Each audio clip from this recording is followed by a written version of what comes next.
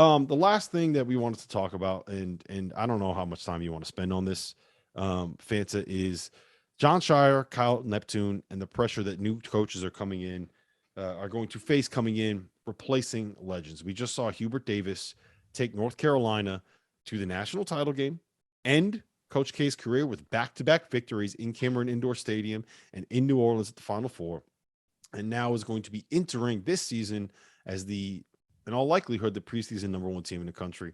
Now that Pete Nance has been added to the equation, Jon Scheyer, Kyle Neptune are both replacing Hall of Famers, both replacing guys that I think we would all agree are top 5 coaches in the sport before they step down. So you talked to Kyle. What do you have to say? Well, I'll start with Jon Scheyer. And I want to start by saying that all great eras at some point come to an end. And I do not think it's the worst thing in the world, and have said this before on this podcast, that now is a time of transition for Duke, especially in the current climate of college basketball. I think Jon Scheyer is ready for this. I think he's already crushing it. We've talked about what does it matter. Here's the deal. Recruiting. Here's the deal with Jon Scheyer.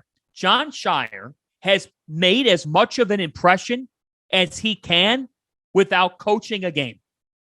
Yeah. Because when you look at who he's got coming in this year with 4 or 5-star recruits, next year, 2023, he had 5. The only reason why he doesn't have 5 now is because Tyrese Proctor reclassified and is suiting up for Duke this season. In terms of recruiting momentum, Duke, you could say it recruits itself, but it speaks for Scheyer that he's gotten out and he has totally cleaned up with the best recruiting class this year and, as it stands right now, the best recruiting class next year. Yeah. Jon Scheyer's ready for this, but this was a transition that was prepared for, that was mapped out. And as much as people talked about Coach K having his long retirement tour that he said wasn't about him, by the same token, Duke had a roadmap. Villanova is very, very different. Okay?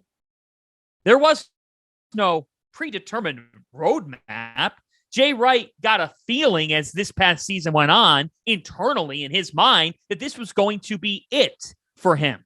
Right. And then once the season came to a conclusion, he knew at the Final Four that it was going to be his last year, but this was the best kept secret in college basketball. It truly was, because we did not realize that Jay was on the last of all these things.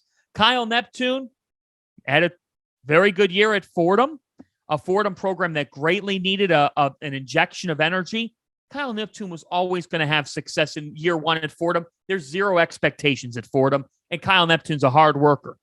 My point is, I go into this thing thinking about the two cases of Mike Krzyzewski will not be in the building, or so he says. We'll see if that ends up being true for Jon Scheyer and for Duke. He doesn't want to be part of this distraction.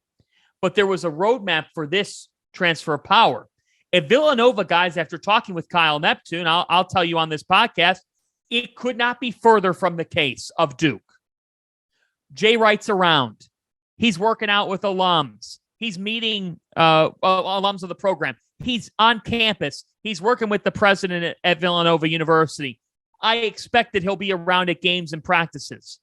I think that it's not so much about whether or not each of these successors is going to be successful in year 1. For the record, I think both will be. I think Cam Whitmore and Mark Armstrong are coming into Villanova. Whitmore in particular, he's going to be a beast. And I think Villanova still has enough with Caleb Daniels and Brandon Slater, and that incoming class, Eric Dixon as well, is somebody who's only going to get better. I think it's going to be interesting to see how 2 totally different transfers of power end up playing out. 2 fitting candidates for their respective jobs. But Duke, it's always like a foregone conclusion of where they're going to be, right, T.O.? Mm-hmm. Villanova, it's taken time and, frankly, national championships for people to put them in that blue blood column. Can they be able to stay on that same level that Jay Wright had them on? I don't know about that, but I'm really intrigued to see how it plays out. No, I think Obviously haven't talked to Kyle Neptune to the extent that you have, but I did talk to Jon. And one thing that I've noticed about, there were some articles written that there were some other coaches being considered, and people were kind of basing some conclusions of why that is. The reason why it was so that they could continue recruiting at a high level, because Jon was handling most of that stuff anyway. During the July period, Coach K was seldom out on the road. So that was what that had everything to do with. Now, that all being said, is Scheyer going to get the same whistle that K did? I'm interested to see that part. Is Neptune going to get the same whistle that Jay Wright did? I'm interested to see that part and how they proceed. But I think both of them have a very good chance to succeed at two programs that, I mean, they don't recruit themselves, especially in today's day and age. You got to go get them. So you got to be able to do that. But as far as the difference between the two, I think the fact that Jay Wright is going to be around a lot more, I think that's a big thing, because I'm not going to say that's a cloud hanging over anybody's head. But at the same time, his presence, and he has a presence. You guys have both met the guy. You've talked to him on several occasions. Like, Jay Wright has an aura around him. And if he's going to be at all those games, it's going to be there. So I'm interested to see how that proceeds. I actually don't think Coach K will go to the games.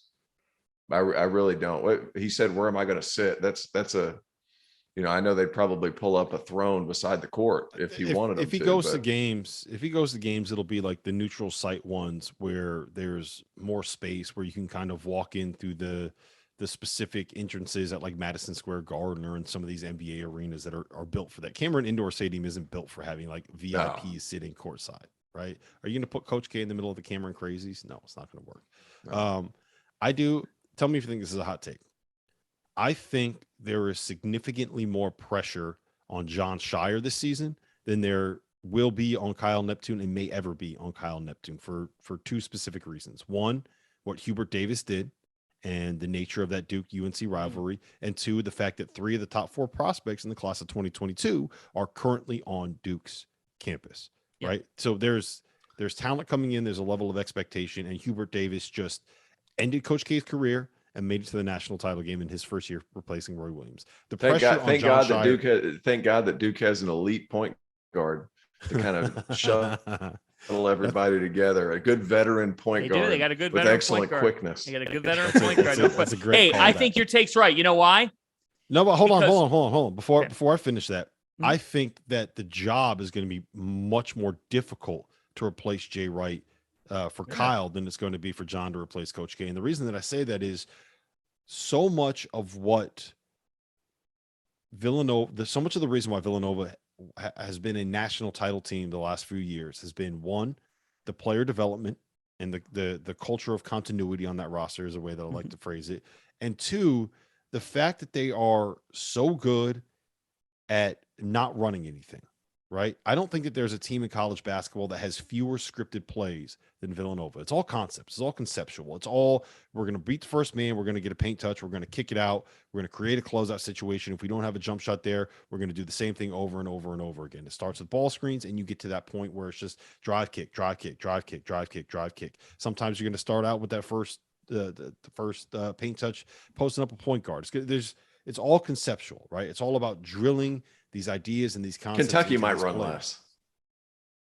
No, they run a lot of scripted stuff. When it's the dribble drive motion, a lot of it is just kind of they're out there playing. But they do run a lot of scripted stuff where it's like, all right, we're going to run this guy off of a baseline stagger. We're going to run this guy off a curl over here. And I don't know how well Kyle's going to be able to replicate that, right? I don't know how much of that was just the culture and the program and everybody teaching themselves and the level of expectation and recruiting guys that know how to, air quotes here, play the right way, and how much of that was Jay Wright instilling that in everybody. I don't know how much of that was the coaching staff. I talked to Kyle 2 weeks ago, and he basically said, like, look, this summer has been really no different because Jay is normally off coaching USA basketball anyways. It's all the assistants that do everything during the summer with the players coming back. So it's like it's kind of been a throwback to what it was when he was still on staff at Villanova. It's felt kind of normal. He said it's going to feel the most abnormal when you get into practices and you get into games and Jay Wright is not there. So that's a pretty wild statement that it's going to be easier for Jon Scheyer to replace our generation's Wooden than it is for Kyle That's a hefty statement. Now, both of them are filling huge shoes. but Yeah, so maybe long term, I do think your take, where I agree with your take, is on the upcoming season. yeah. Of who's got more pressure on them because of the way the I things agree with you ended there, for Rob, Duke. too. And I would argue that in the Big East this upcoming year, I could probably pick 5 coaches with more pressure on them before I'd even get to Kyle Neptune. There's going to be no pressure. They lost there's all no of their pressure. veterans. And There's no one is pressure. expecting anything. There's no expectation for them to win the Big East this year. You know why? Everybody and their mother is on Creighton, and the trendy pick after Creighton ain't Villanova. The trendy pick after Creighton is Xavier. So there's not pressure. I don't think that I think there's obviously an expectation level that they are a factor, and I still think they'll be a top 3 team in the Big East. I still think they'll be an NCAA tournament team. I don't know about this team, and I think what's very interesting about this year's Villanova is they, under Jay Wright, it took time for him to trust freshmen. Jordan Longino, it took a full year for him to build a trust factor. He was a top-tier prospect. This Villanova team, to me, doesn't have enough in their experience department to not trust the ceilings of Cam Whitmore and Mark Armstrong. They need their freshmen to come in and deliver. And Whitmore has so much buzz around him. Villanova's not known for the one and done, but if Whitmore pans out to what he could be that. That, to me, is a very interesting layer to Villanova going into this year because they've been known to breed the 3- and 4-year players that they develop the hell out of. They don't have enough of those guys with Gillespie and Samuels gone to just rely on them. They're going to need these freshmen to step in and contribute, but there's no question about it. Duke is expected to win national championships. When I said on the podcast a month ago that I don't see Duke as a national championship caliber team, Duke fans were not pleased. You know why? They fully expect to be in that conversation. And I don't know if this team is at that level. I think they're a top 10 team. I don't know if they're one of the 3 or 4 best teams in the country. We'll see if that pans out. That's why there's pressure on Jon Scheyer. Because regardless, as much as it's not Coach K, the expectation still is we better win and we better beat North Carolina this year. Yeah. The last, I'll just put a bow on it like this. I view Villanova and Duke over the course of the last, decade, since 2013, since whenever Jay kind of turned this thing back around. I view North Carolina or Duke and Villanova as both right there as top 5 programs in America. I think that keeping Duke as a top 5 program in America, if you're Jon Scheyer, will be easier than keeping Villanova as a top 5 program in America if you're Kyle Neptune. And that's why I said that the job that Kyle is going to have replacing him is going to be a harder thing to do. That's just I wasn't necessarily disagreeing with you. I was just saying that. No, I know. That's I just wanted to make that statement. point before I agree with you. Before I got yelled at by Villanova fans on Twitter. Anyway, listen, we've been here for an hour and 15 minutes, guys. I thought this was long, right? Episode.